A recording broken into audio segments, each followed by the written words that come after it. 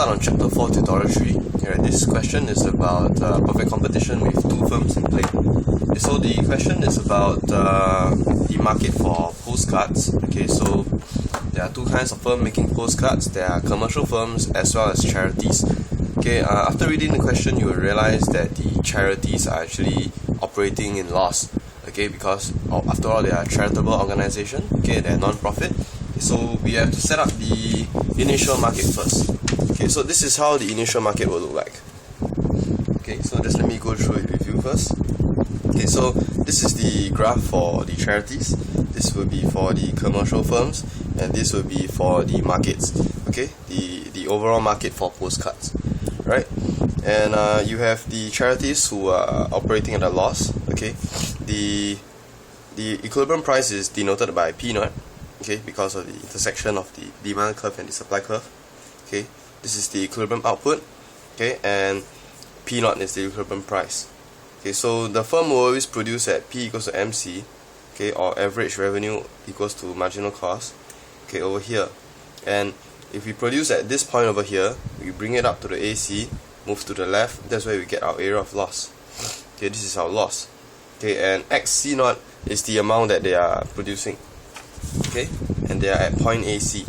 As for the commercial firms, right, okay, they are at point AF. Okay, F is for firms.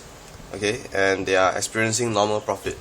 Okay, so the next part of the question states that, alright, the government wishes to support the charities and suggests levying a lump sum tax on the commercial firms. What are the implications of this for the long run, for the short run and long run equilibrium in the industry? Okay, consider blah blah blah blah. Okay, so before we start on this, we have to think about the end in mind. Okay, we always have to begin with the end in mind. Okay, we know that by imposing a lump sum tax on the commercial firms, the AC is going to shift up. But we also know that firms are going to leave because they are going to be experiencing losses. And when firms start to leave, the supply curve will move to the left. So we have to be very cautious about this. Okay, what I suggest is we see where we determine where the supply curve is going to go first. Okay, so what we can do here, okay, is that we'll use a pencil and we'll just draw the MC curve moving to the left first. Okay, just a very faint line. Okay, I think you can see it. Alright, so we know that the equilibrium price will be somewhere around here.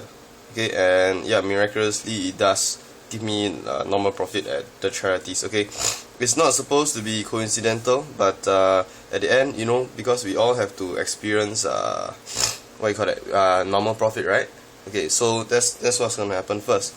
Alright, so the new supply curve is going to be here, because when firms leave, the supply is going to drop.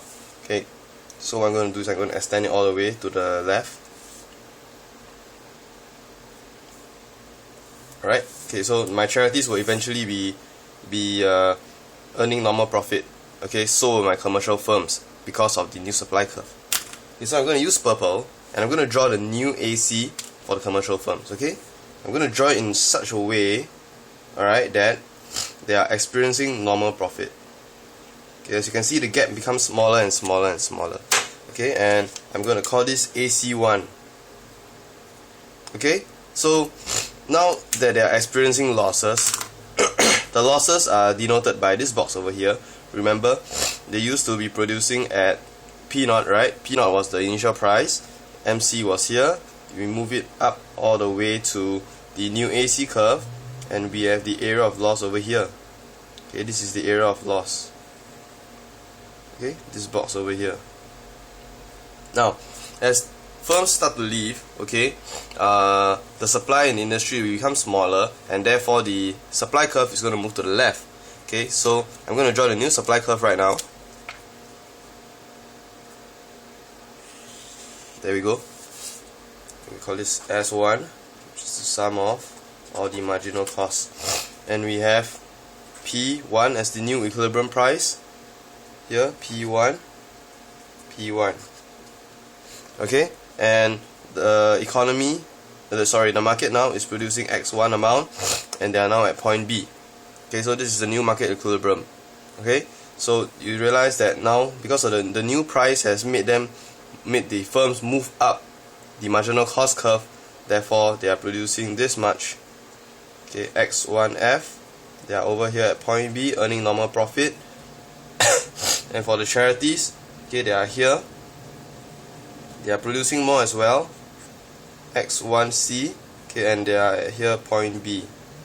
Okay, so both of them are earning normal profit. Alright, so that covers the long run and the short run. So in the short run, what basically happens is that the AC moves up for the commercial firms and they are experiencing losses. That's all.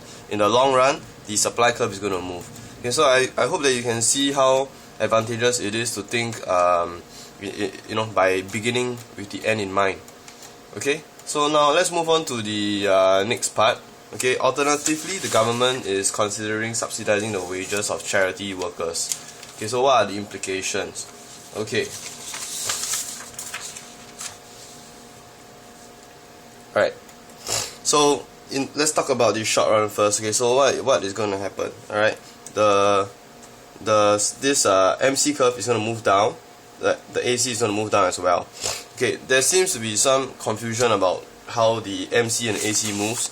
Okay, so I'm going to show you. Okay, you can do this simple exercise if you are unsure of how your cost curves actually move. Okay, so I'm just going to do this very quickly. Okay, so let's say, alright, I have my total cost here. Okay, and my marginal cost and average cost over here.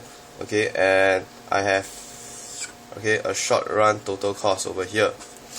Okay, so what I usually do is, I first find my minimum AC. Okay, alright, I'm not going to care about the MC because it's very straightforward. Okay, because when there is an increase in wages is a variable cost, right? So once there's increase in variable cost, that means my marginal cost will change. Correct? My marginal cost and my average cost will change. So when my marginal cost change, what happens basically is that the steepness of the short run total cost increases. So it increases this way. Fixed cost no change, so it increases this way. Okay? So now if I were to draw my new minimum AC, okay, you will realize that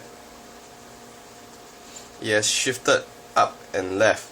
Okay, it has shifted up and left because this is steeper than this, and it has shifted to the left because the new minimum point as derived from here is on the left side of this point.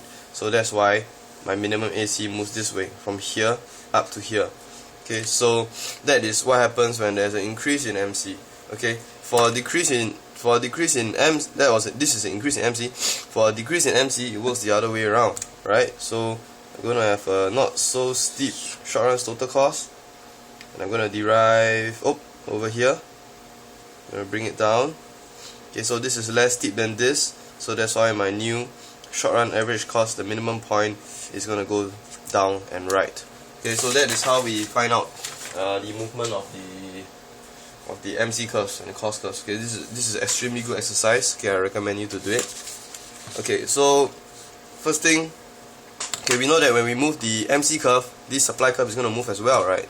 Okay, so when this supply curve is going to move as well, you will realize that the commercial firms are going to be experiencing losses. Okay, so when they are experiencing losses, they will leave as well. Okay, so we have to begin with the end in mind. Okay, we need to make this guy earn normal profit, and we need to make this guy earn normal profit as well. Okay, so how are we going to do that? Okay, there, no problem. Okay, we know that it's very obvious that if we just bring this minimum AC down to this line over here, from here we move it down to this line, everybody will be earning normal profit, right? Okay, so just keep that in mind. Okay, because that's what we're going to be using, okay, to actually come up with the graph movements for that. Okay, so I'll just do that. Okay, I'm going to use brown for this. Okay, so I know that my minimum AC is going to move down and right, so I'll just plot a point over here. Okay, and I'm going to draw my AC curve. Okay, so that's AC1. Okay, and my MC is going to just shift downwards. MC1. Okay, so I'm over here now. Alright, so now I'm still in the short run. Okay, I'm still in the short run. When this guy's AC curve moves, okay, means that the firm is going to be producing more, right? Because initially they're going to be producing here, but now because of the shift in MC, I'm now producing here. So I to bring that down, I realize that the firms are producing much more, right? They're producing at X1C. Okay, so when they are producing more, what happens to my supply curve over here? It moves out, right? Because the supply curve, as what one of our lecturers says, is the mother of all MCs. So this guy is going to shift outwards. This guy is going to shift outwards like this. Okay, and we have a new equilibrium price. Okay, we have a new equilibrium price, which is over here, and we will call that P1. So I'm still in a short run. Okay, I'm still in a short run. Okay, but the market is over here at point B. Okay, and this guy, okay, the commercial firms are experiencing losses. Okay, the losses are here. Okay, remember, everywhere the price line goes, that's where the firm will produce, where it equals to MC. So this is the area of loss over here. Here. Right, this is their losses. And these guys are earning, they're also having losses. Okay, but no problem. Okay, what happens is that, because, okay, just let me show you the losses first. The losses is here. Oh, by the way, yeah, okay, after the increase in supply, right, and the decrease in price, okay, these guys, they now produce at this point. Okay, so now here are losses, but the thing is that, do the charities start to leave the industry?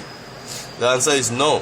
Okay, because they have got donations to back them up, but the commercial firms, do they have donations? They don't. Okay, so what's going to happen is that the commercial firms are going to start leaving the industry. Okay, they're going to start leaving the industry. Charities are going to stay there because they have got donations. So what's going to happen when firms start to leave? The MC curve is going to move back. Okay, so I'm going to use purple for the long run. The MC curve is just simply going to move back to its original supply curve. Okay, I say again. Okay, the supply curve is just going to move back to its original supply curve, and this will give us our new equilibrium price, okay, which is essentially the same as the previous equilibrium price. Okay, so point A also equals to point C, alright, and P0 also equals to P2. Okay, so now as you can see, all the firms are experiencing normal profit. Okay, so this is what happens in the long run. Okay, so this question is actually very straightforward. Okay, once you are able to think with the end in mind, okay, you're done. Okay, do not draw the graphs, without anticipating what's going to happen next. Okay, you must always anticipate. Okay, alright, now let's move on to the last part. Okay, so the question asks, which of the schemes should the government choose? Okay, so both schemes resulted in the charitable organizations producing a bigger output in the long run, which means that more disadvantaged people will be employed. Okay, but the increase is greater, okay, in the case of a wage subsidy.